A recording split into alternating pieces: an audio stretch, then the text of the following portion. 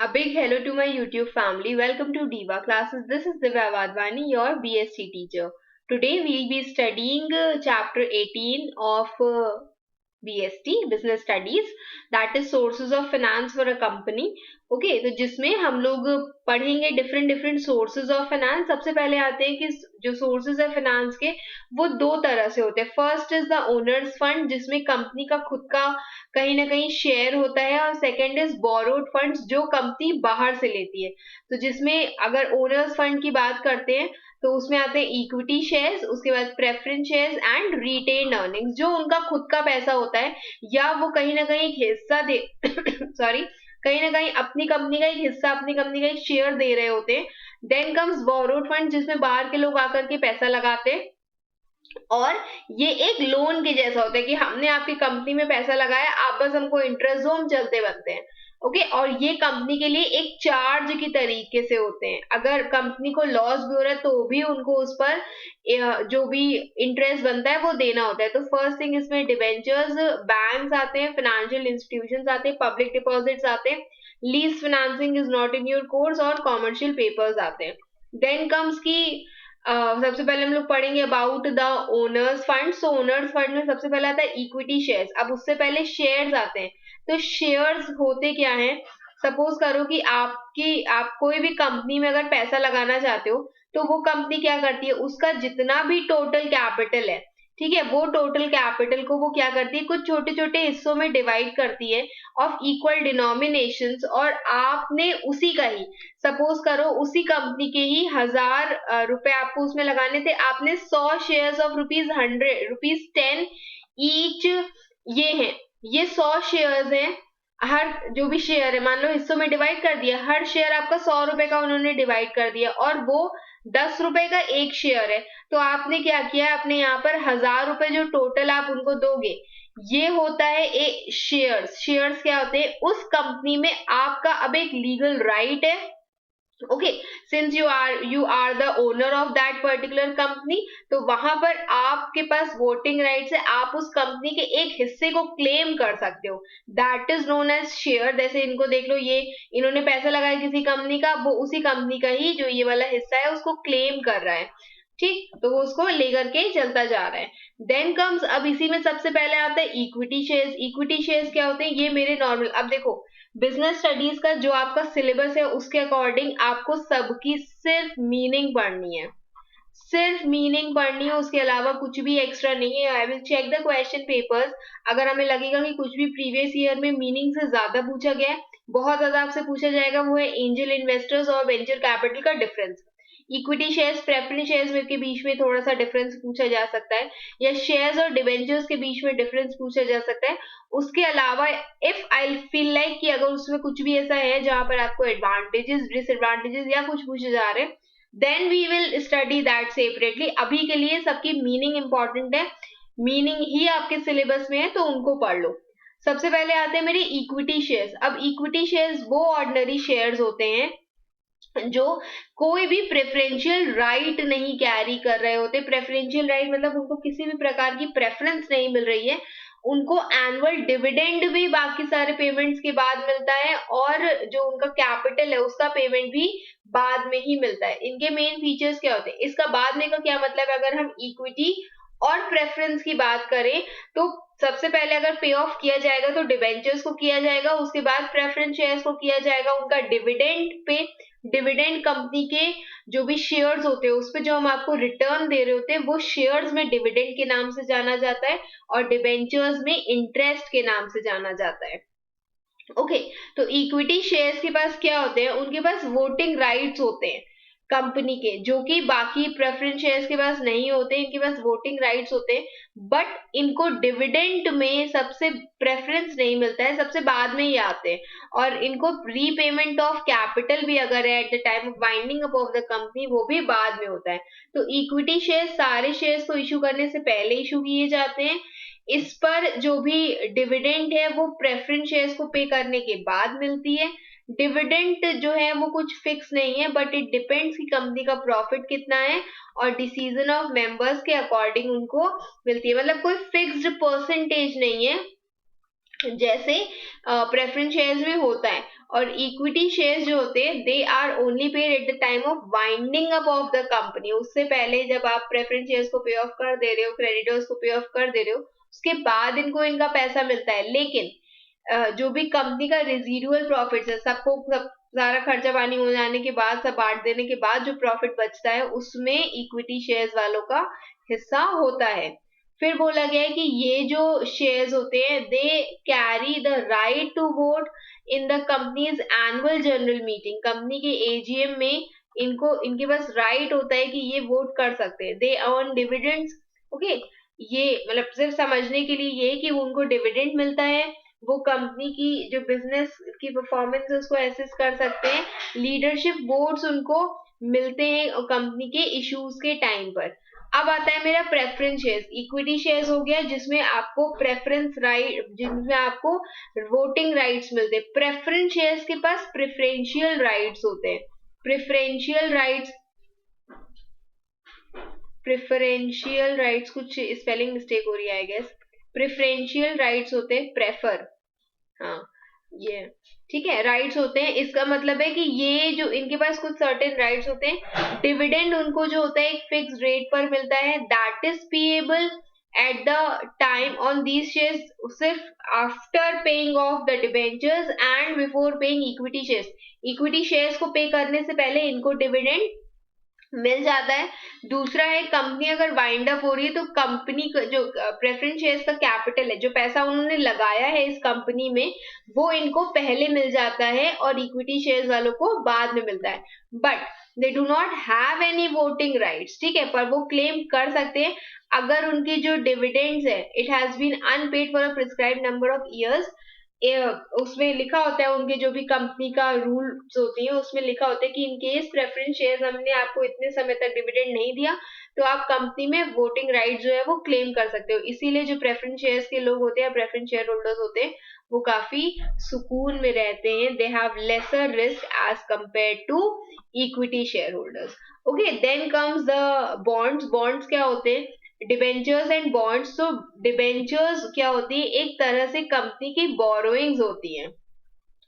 Company जो पैसा किसी से उधार में ले रहा है, for which know like investors जो होते हैं वो कंपनी इशूअर, मतलब यहाँ पर कंपनी की बात की गई है, उनमें पैसा लगा देते हैं जिसके बदले वो कोई कोलैटरल नहीं देती है, लेकिन वो उनको एक इंटरेस्ट पे ऑफ करती है, एक सर्टिफिकेट पे ऑफ करती है जिसमें डिबेंचर सर्टिफिकेट होता है, एक डॉक्यूमेंट। और उसके बाद वो उनको एक जो कंपनी की कॉमन सील पे होता है और उनको एक फिक्स्ड रेट पर इंटरेस्ट भी पे करती है, जो चीज उसमें मेंशन होती है, और रीपे करती है principal amount only at the time of maturity. Maturity के टाइम पर उसको जो मेन प्रिंसिपल अमाउंट है वो भी पे किया जाता है। शेयर्स और डिबेंचर्स में मेन क्या फर्क होता है? शेयर्स का जो डिविडेंड होता है वो हम तब पे ऑफ करते हैं जब कंपनी को प्रॉफिट होगा, but debentures have to be paid off. वो कंपनी के ऊपर एक चार्ज होता है, भले ही कंपनी लॉस में जा रही, but it has to pay the money to its debenture holders. Okay, और एक फिक्स परसेंटेज पर होता है। अब ये कंपनी के कौन से फंड्स होते हैं? They are the borrowed funds of the company. Interest इनकी फिक्स रेट पर होती है और interest has to be paid, भले ही प्रॉफिट हो या ना हो। उनमें कोई वोटिंग राइट्स नहीं होती है। ये कंपनी के एसेट्स पर एक चार्ज के जैसे होता है। अगर तुमने मुझे मेरा पैसा नहीं दिया तो मैं तुम्हारा एसेट उठा करके ले जाऊंगा। तो कंपनी के ऊपर एक चार्ज के जैसे ये होता है। They can take legal action, अगर इनको इनका इंटरेस्ट और बोरोड सम नहीं मिलता है तो they can even take sorry legal action as well. और डिबेंचर्स जो होते हैं these are repayable after a specified period of time, और या फिर कंपनी के वाइंडिंग अप, दोनों में से एक समय पर कभी भी वो पे ऑफ हो जाते हैं। Then comes bonds. बॉन्ड्स जो होते हैं वो डेट इंस्ट्रूमेंट्स होते हैं that are issued by company और गवर्नमेंट कंपनी, या अब तो शायद सेमी गवर्नमेंट भी उनको इशू कर लेता है। वो company who has to borrow fund from individuals and corporate investors for a specific duration, और इसके बदले जो इशूअर है वो उनको ऑफर करता है interest, that is coupon, and to the share holders, ठीक है, सॉरी टू द होल्डर्स। तो बॉन्ड होल्डर्स मेनली जो होते हैं these are issued by the governments in general. अब इन्वेस्टर्स क्या करते हैं, वो गवर्नमेंट कंपनीज में वो इन्वेस्ट करते हैं पैसा, जो मतलब इसमें नहीं दिया हुआ है but you need to study this, क्योंकि भाई डिबेंचर्स एंड बॉन्ड्स लिखा हुआ है। तो वो क्या करते हैं, वो कंपनी में या फिर इसमें पैसा इन्वेस्ट करते हैं और इसके बदले इनको पीरियोडिक कूपन पेमेंट होता है, प्लस उनको एक सर्टिफिकेट काइंड ऑफ थिंग भी इशू कर दी जाती है, that is known as bond. Okay, now comes retained profits. अब रिटेन्ड प्रॉफिट्स या फिर प्लगिंग बैक ऑफ प्रॉफिट्स क्या होते हैं, या हम इसको रिटेन्ड अर्निंग्स के भी नाम से जान सकते हैं। तो ये क्या होते हैं, ये वो कंपनी का प्रॉफिट ही होता है, जो जैसे हम लोग गुल्लक में पैसा रखते हैं ऐसे करके थोड़ा थोड़ा करके, तो वैसे ही कंपनी ने भी अपने कुछ मनी संभाल करके रखा हुआ होता है, और वही कंपनी क्या करती है, मान लो रिजर्व्स बनाए हुए हैं, तो कंपनी क्या करती है, उसी पैसे को ही बाद में इस्तेमाल करती है, that is known as retained earnings या फिर प्लगिंग बैक ऑफ प्रॉफिट्स। तो ये एक प्रोसेस होता है जिसमें कंपनी हर बार सारा का सारा पैसा एज डिविडेंड पे ऑफ ना कर देने के बजाय वो क्या करती है, कुछ जो उसका नेट प्रॉफिट का हिस्सा होता है उसको अलग कर देती है, उसको री इन्वेस्ट कर देती है बिजनेस में फिर से, that is known as self financing. और ये एक इंटरनल मेथड ऑफ फाइनेंस है और this is very popular for modernisation and expansion. Now comes the loans that we take from banks and other non banking institutions. तो इसमें आता है कि कंपनी जो है, देख रहे हो इंसान को पैसे दे रही है, तो यहाँ पर बैंक लोन्स क्या होते हैं, ये फाइनेंशियल इंस्टीट्यूशंस या कॉमर्शियल बैंक से लिए जाते हैं। अब बहुत सारे फाइनेंशियल इंस्टीट्यूशंस के यहाँ पर एग्जांपल्स दिए हुए हैं, जैसे IFCI, SFCs, ठीक है। कुछ कॉमर्शियल बैंक्स भी इसमें आते हैं, ये मेनली डेवलपमेंट बैंक्स होते हैं जो आपके बिजनेस से रिलेटेड होते हैं, उनको पेमेंट करने के लिए होते हैं। फिर आते हैं मेरे कॉमर्शियल बैंक, जिसमें जनरल पब्लिक भी डिपॉजिट कर सकती है, पेमेंट कर सकती है, उनसे लोन ले सकती है, जैसे SBI, BOB, PNB, आपका भी इसमें किसी में अकाउंट होगा, मेरा भी है। Then others usually provide short term loans, कुछ जो है वो लॉन्ग टर्म लोन्स और शॉर्ट टर्म लोन्स दोनों ही प्रोवाइड करते हैं। इंटरेस्ट जो है इन लोन पर has to be paid every year, prescribed rate पर होता है, और प्रिंसिपल सम जो है वो that is repayable on maturity. Loan जो है वो सिक्योरिटी ऑफ सम एसेट्स पर ही होता है, but sometimes it can be on the personal guarantee of companies promoter, जिसको हम अनसिक्योर्ड लोन्स भी कहते हैं, जिसके ऊपर कोई भी सिक्योरिटी नहीं होती है। Usually they are raised for long period, जिनको हम टर्म लोन्स कहते हैं, और वो फिक्स्ड कैपिटल में इन्वेस्टमेंट के लिए होते हैं। कुछ शॉर्ट टर्म भी होते हैं जो वर्किंग कैपिटल की नीड्स या फिर डेली नीड्स को, बिजनेस ऑपरेशंस में जो डेली डेली के खर्चे होते हैं उसके लिए उसको यूटिलाइज किया जाता है, जो शॉर्ट टर्म लोन्स होते हैं। अब आते हैं public deposits. These are the deposits that are done with non banking companies other than the companies that do banking business, accepting and lending of money. उसके अलावा कुछ नॉन बैंकिंग कंपनीज है, NBFCs हैं, तो उनमें भी लोन्स जो होते हैं वो दिए जाते हैं। पब्लिक डिपॉजिट्स मतलब कि हम लोग उनमें पे ऑफ करते हैं, और including employees and share holders of the company, जो पब्लिक करती है with these non banking financial companies, तो वो उनके लिए क्या होते हैं, एसेट के तौर पे होते हैं और उसी को ही वो यूटिलाइज करती है। Public deposits are unsecured loans that is given by people for a specific period, usually 1 to 5 years। 1 से 5 साल के लिए पब्लिक जो है वो इन्हीं नॉन बैंकिंग फाइनेंशियल कंपनीज में पैसा इन्वेस्ट करती है, और उसके बाद वो उसको कुछ समय बाद जो है पैसा, कहते हैं 2 दिन में पैसा डबल, वैसे करके उनको कुछ समय बाद वो विद इंटरेस्ट पैसा मिल जाता है। डिपॉजिट्स कैन बी क्यूमुलेटिव और नॉन क्यूमुलेटिव। क्यूमुलेटिव के केस में interest is for the entire period is payable along with the principal amount, ठीक है। लेकिन नॉन क्यूमुलेटिव में इंटरेस्ट जो है वो हर साल पे ऑफ होता है, और जो प्रिंसिपल अमाउंट है वो मेच्योरिटी के समय पर पे होती है। Now comes the next one, that is trade credit. अब ट्रेड क्रेडिट आपसे क्या कहता है, वो ये कहता है कि जो भी सप्लायर होता है, नहीं सॉरी, सपोज करो कि कोई बायर है, फर्म में ही कोई बायर है, कोई पर्सन है जिसका बिजनेस है, उसने क्या किया, उसने किसी इंसान से रॉ मटेरियल खरीदे, ठीक है, सप्लायर से उसने उठा करके रॉ मटेरियल खरीदे। अब रॉ मटेरियल उसने ही हैज बॉट गुड्स, उसने क्या किए, इसने इसको गुड्स दिए या फिर रॉ मटेरियल्स दिए, और उसको उसके बदले क्या करना है, पे करना है मनी। तो बायर जो है या फिर जो भी पर्सन है जो उस सामान को खरीद रहा है, वो तुरंत वो पैसा नहीं दे पा रहा है, तो वो क्या कर रहा है, सप्लायर उसे कह रहा है कि ठीक है तुम मुझे अभी पैसा नहीं दोगे, तुम आज अभी सामान बिक जाए तब तुम मुझे पैसा दे देना। ओके, तो ट्रेड क्रेडिट वही उधार पर लिया हुआ सामान होता है जो बायर या बिजनेस फर्म जो होती है वो सप्लायर से लेती है। This you can see it here. जैसे जो बायर्स या कस्टमर्स होते हैं, यहाँ पर ये भी अब एक किस्म के शॉपकीपर्स ही होते हैं, शॉपकीपर्स हो गए, सेलर्स हो गए, जो उधार पर सामान लेते हैं सेलर से। वो क्या करते हैं, they are allowed to purchase the goods from seller बिना पे ऑफ करके, और ड्यू मनी जो है it can be mention later. Sale के टाइम पर ये चीज लिख दी जाती है कि आप मुझे ये पेमेंट जो है वो कब दोगे, मान लो 15 डेज 20 डेज में कभी दे दो। ठीक है, तो ये एक इसको मर्केंटाइल क्रेडिट भी बोलते हैं। दिस इज अ क्रेडिट जो सेलर्स जो है वो बायर्स को देते हैं eight the time of production या फिर डिस्ट्रीब्यूशन प्रोसेस के टाइम पर। यूजुअली ये जो होता है ये बल्क क्रेडिट ही होता है, कंज्यूमर क्रेडिट इससे अलग होता है। ये जब आप गुड्स को ट्रांसफर करते हो तब ये होता है, और ये अनसिक्योर्ड होता है, मतलब इसमें कोई भी खास सिक्योरिटी नहीं होती कि हम अपनी पर्सनल प्रॉपर्टी आपको दे रहे हैं या घड़ी रख करके जा रहे हैं, ऐसा कुछ भी नहीं है। ट्रेड क्रेडिट जो होता है वो कुछ 15 डेज से 3 महीने तक होता है, और बाइंग फर्म जो सामान खरीद रही है वो सप्लाईज रिसीव कर रही होती है बिना पेमेंट किए। जब उसका सामान बिक जाता है तो वो जो है सप्लायर को पे ऑफ कर देती है मनी। ठीक है, ये शो करता है कि इट रिफ्लेक्ट्स कि बायर की पावर टू परचेज कितनी है और पे वो लेटर कितना कर सकता है। और ये सिर्फ तभी होता है जब एक पर्सन जो है वो क्रेडिट वर्दिनेस उसकी ज्यादा है।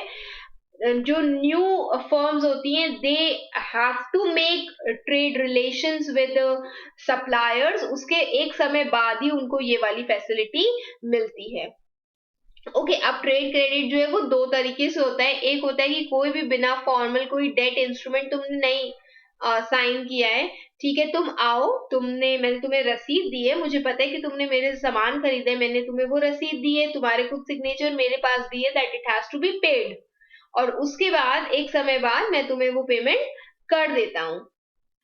ओके, और बिल्स पेबल क्या होते हैं कि जब एक फॉर्मल बिल्स ऑफ एक्सचेंज आपने पढ़ा होगा, तो एक फॉर्मल डेट इंस्ट्रूमेंट के जैसा एक जो सेलर है उसने एक बिल बनाया यहाँ पर, और ये जो बिल है सेलर ने किसको दे दिया, बायर को दे दिया, बायर ने इसको साइन किया, उसमें लिखा था एक्सेप्ट किया, एक्सेप्टेंस दिया अपना, उसको साइन किया, और उसमें लिखा था कि 2 महीने बाद तुम मुझे बिल दोगे। अब सेलर जो है बिल का पैसा दोगे, अब सेलर जो है वो 2 मंथ्स लेटर वहां जाएगा बायर के पास और बायर से वो पैसा ले लेगा। ओके, एक फिक्स डेट पर होता है। फिर आता है डिस्काउंटिंग ऑफ बिल। अभी यही वाली कहानी हमने यहाँ पर पढ़ी कि बायर जो है वो सेलर जो है वो बायर को 2 महीने बाद बिल देगा और उससे पैसा ले लेगा। अब मान लो सेलर को पैसा अभी चाहिए, उसके पास पेमेंट का कुछ इश्यू हो रहा है, तो सेलर कहता है कि मुझे पैसा अभी चाहिए। तो सेलर ने पहले क्या किए, गुड्स सेल किए बायर को, बायर ने क्या किया, इसने और बिल भी दे दिया इसने कि तो हमने ड्रॉ करके, तो सेलर ने उसको क्या किया, उसको बिल रिसीव कर लिया। अब बिल किसके पास है, बिल है सेलर के पास। सेलर क्या करेगा, इसको चाहिए था पैसा। ओके, सेलर को क्या चाहिए था, इसको चाहिए था पैसा, तो उसने क्या कर दिया, उसने बैंक से वो पेमेंट ले लिया, हमने वो बिल बैंक को दे दिया। यहाँ पर सेलर ने क्या किया है, बायर के ही बैंक पर पैसा ड्रॉ किया है, ठीक है, और हमने क्या किया, अब सेलर इसको डायरेक्टली पे कर दिया। सेलर ने मान लो ये इसका भी बैंक हो, सेलर का भी बैंक हो, और इसने क्या किया, यही जो बिल इसके पास है वो इसको दे दिया बैंक को, और बैंक ने इसको पेमेंट कर दिया अभी, लेकिन अपना कुछ उसने चार्ज कट किया है, और अब यही जो पैसा है वो एज अ क्रेडिट वो अब बायर से वापस लेगा। अब बिल किसके पास है, बैंक के पास है, तो बैंक क्या करेगा, ये बिल उसको जब भी मेच्योरिटी आएगी, तो मेच्योरिटी पीरियड के टाइम पर ये बिल वो किसको दिखाएगा, इसको दिखाएगा, बायर को दिखाएगा, और बायर उससे पैसा रिसीव कर लेगा। ओके, देन यही होता है डिस्काउंटिंग ऑफ बिल, एक शॉर्ट टर्म फाइनेंस होता है जिसमें जो बैंक है वो ट्रेड बिल रिसीव कर लेता है फ्रॉम पेई, जिसको पैसा मिलने वाला है, यहाँ पर हम सेलर को कंसिडर कर रहे हैं मेच्योरिटी डेट से पहले, और उसको अमाउंट दे देता है बट वो कुछ सर्विस चार्जेस डिडक्ट कर लेता है। मान लो जो बिल है वो 2,000 रुपए का है, तो 2,000 में से हमने 1,500 रुपए दे दिए सेलर को, 500 रुपए हमने सर्विस चार्ज काट लिया, किसका, किसके पास गया 500 रुपए, ये 500 रुपए गया है बैंक के पास। ओके, अब आता है जीडीआर। तो जीडीआर क्या होते हैं कि इंडियन कंपनीज के कुछ शेयर्स तो इंडियन स्टॉक एक्सचेंज में लिस्टेड होते हैं, उनके कुछ यही जो शेयर्स होते हैं वो डोमेस्टिक कस्टोडियन से वो जो बाहर के स्टॉक एक्सचेंजेस होते हैं वहां पर भी लिस्टेड होते हैं, और इन्हीं को ही हम कहते हैं GDR, that are issued to outer countries या आउटर पीपल को वो इशूड होते हैं। देखो जीडीआर में क्या लिखा हुआ है, दीज आर द इंस्ट्रूमेंट्स, एक तरीके से डेट इंस्ट्रूमेंट्स होते हैं, शेयर्स के जैसे आप इसको कंसिडर कर सकते हो, जो एक कंपनी इशू करती है यूएस डॉलर में, सो दैट वो फॉरेन कैपिटल कलेक्ट कर सके, सो दैट जो बाहरी कंपनीज हैं वो आकर के उनकी कंपनीज में इन्वेस्ट कर सके। तो ये फॉरेन के स्टॉक एक्सचेंजेस में ट्रेड किया जाता है। जीडीआर जैसे कि रिलायंस इंडस्ट्रीज के, रिलायंस सिर्फ पैसा जो है वो इंडियन कंपनीज से नहीं लेता है, या शेयर्स उसके सिर्फ इंडियन कंपनीज के नहीं बट बाहरी कंपनीज के भी शेयर्स हैं जो उसके पास उसकी कंपनी में इन्वेस्टेड है। तो इसके जो शेयर्स हैं, these are, since it is a public limited company, तो इसके जो शेयर्स हैं these are listed on New York stock exchange. Okay, और ये जो है these can be purchased on this stock exchange. Global means होता है that it can be issued in any foreign country, जिनका अच्छा ट्रैक रिकॉर्ड होता है कंपनीज का, वो जीडीआर्स को इशू करती हैं। वो यूएस डॉलर्स में इशू किए जाते हैं। It can be listed in any American और यूरोपियन स्टॉक एक्सचेंज में उसको हम रजिस्टर करवा सकते हैं। एक GDR that represents more than one share, for example one GDR में रिप्रेजेंट 10 इक्विटी शेयर्स, दो GDR is quoted and traded in dollar terms, equity shares जो होते हैं these are represented by it are denominated, मतलब equity shares को अगर हम उसमें चेंज कर देते हैं तो equity shares दूसरी करेंसीज में भी हो सकते हैं, बट GDR जो होते हैं वो सिर्फ डॉलर्स में ही जाते हैं। जो होल्डर्स ऑफ जीडीआर है वो उसको कन्वर्ट करवा सकते हैं इनटू शेयर्स, और जो होल्डर्स हैं जीडीआर के उनके पास कोई भी वोटिंग राइट्स नहीं होते हैं, and they represent the issuing company's shares that these have separate entity.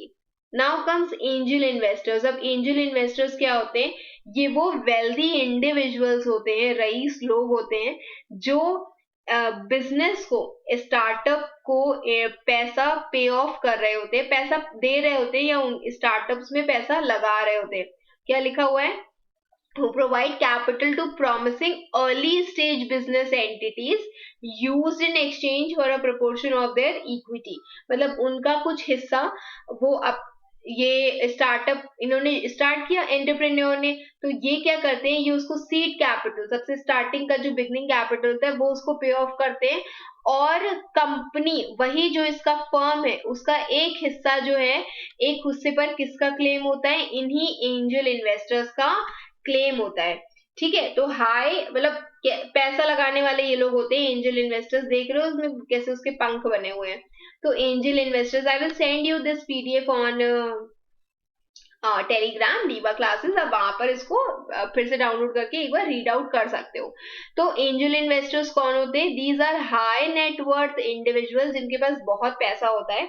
Okay, और these are the individuals that invest typically in new idea startups, जो उनको पता है कि हाँ अगर ये ग्रो करेगा तो बहुत अच्छा जाएगा, वैसे करके ये ग्रो करेगा, और ये सिग्निफिकेंट रिस्क लेते हैं, कंसिडरेबल टाइम और energy in mentoring the enterprises, वो उनको कुछ मतलब ट्रिप्स भी देते हैं एंटरप्राइजेस को कि वो कैसे मनी इन्वेस्ट कर सकते हैं या कहाँ इन्वेस्ट कर सकते हैं। These are governed by the consideration of fostering entrepreneurship, वो इंक्रीज करते हैं, मोटिवेट करते हैं एंटरप्रेन्योर्स को टू ग्रो और जैसे इंडियन एंजल नेटवर्क इंडिया की ओल्डेस्ट और लार्जेस्ट एंजल इन्वेस्टर ग्रुप है, आप इसके बारे में पढ़ना। इसके बाद आता है वेंचर कैपिटल। अब वेंचर कैपिटल, सपोज करो कि एक पर्सन है, उसने बैंक से पूछा, उसको जो मनी था वो रिजेक्ट हो गया। अब उसके बाद उसने क्या किया, अब वो गया किसी एक पर्टिकुलर पर्सन के पास जिसने उसको पैसा दे दिया।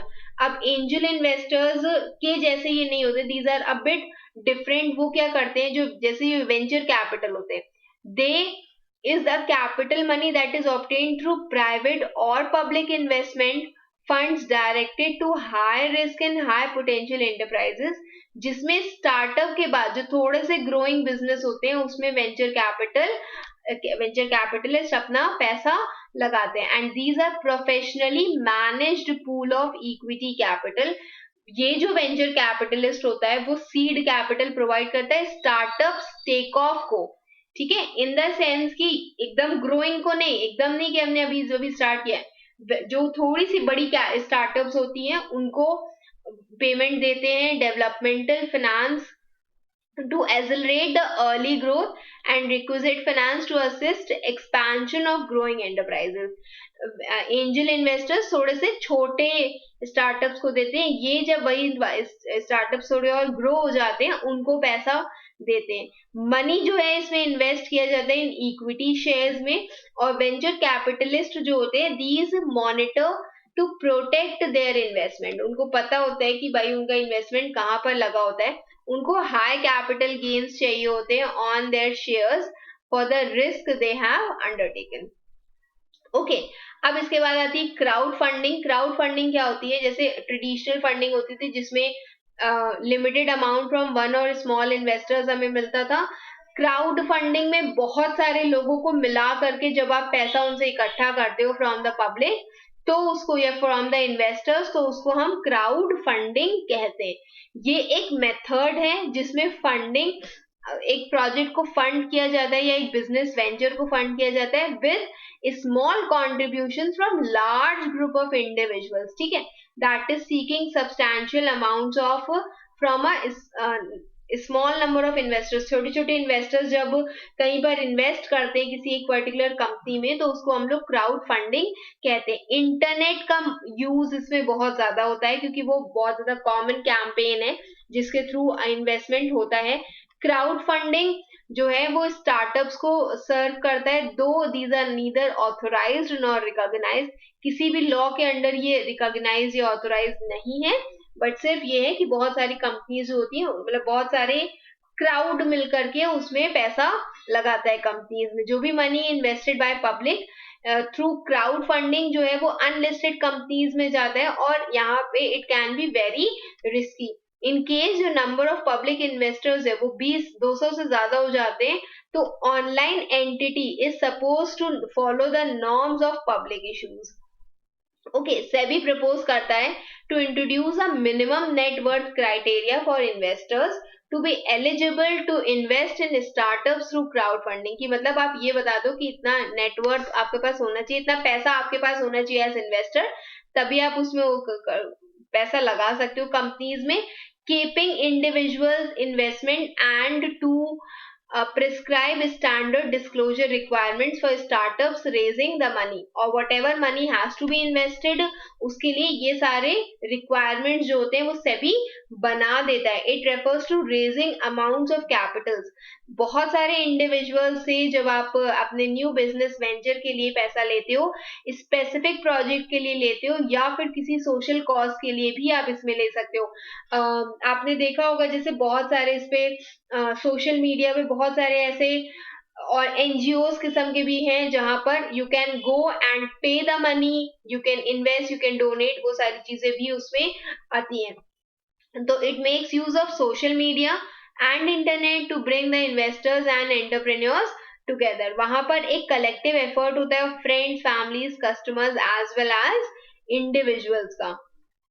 Okay, then comes peer to peer funding. Peer to peer funding क्या होती है, यहाँ पर एक लेंडर है जो प्राइवेट इंडिविजुअल है, एक लेंडर है जो इंस्टीट्यूशनल इन्वेस्टर है।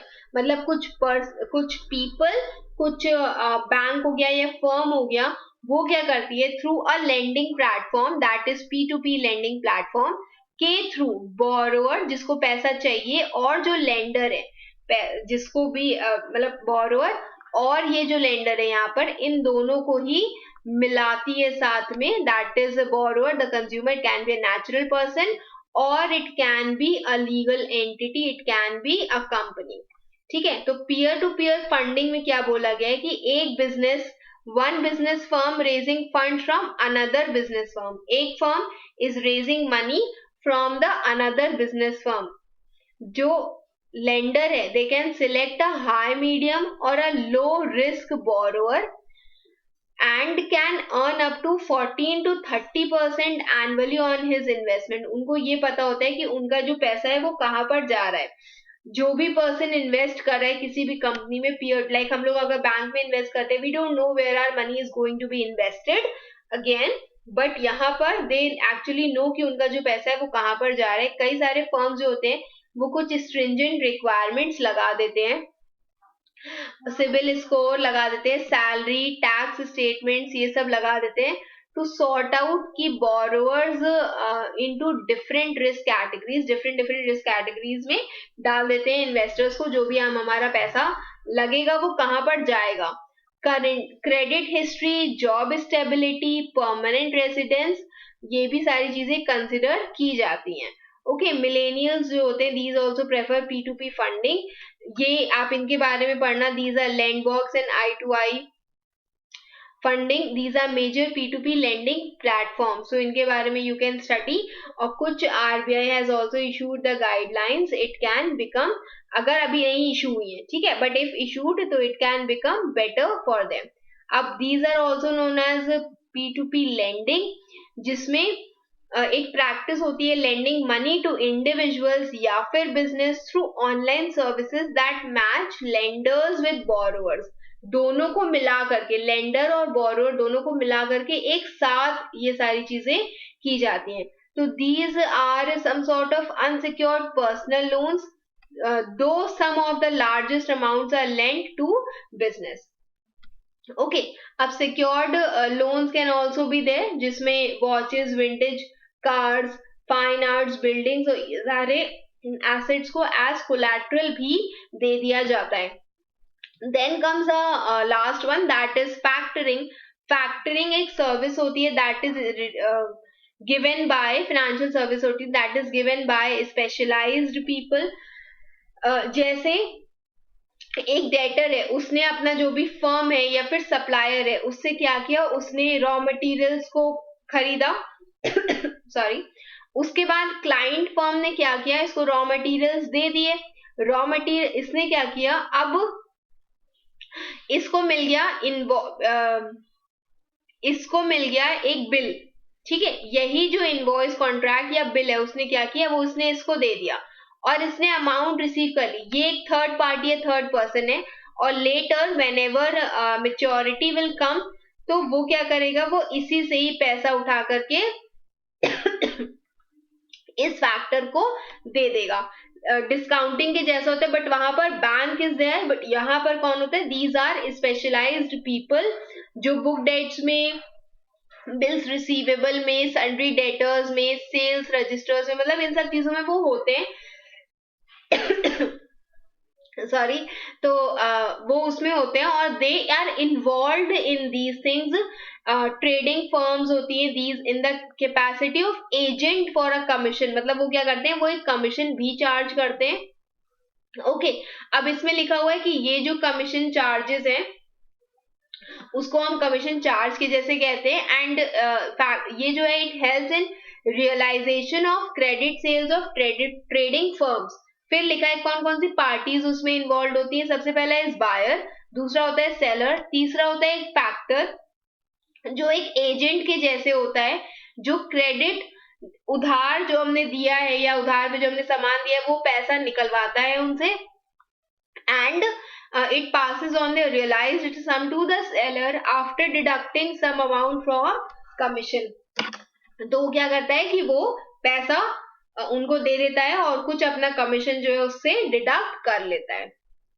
ओके, तो I hope you all have understood this much. This is all for today. कुछ नहीं समझ में आया, you can mention it in the comment box. Keep preparing for your exams. Best wishes. Thank you.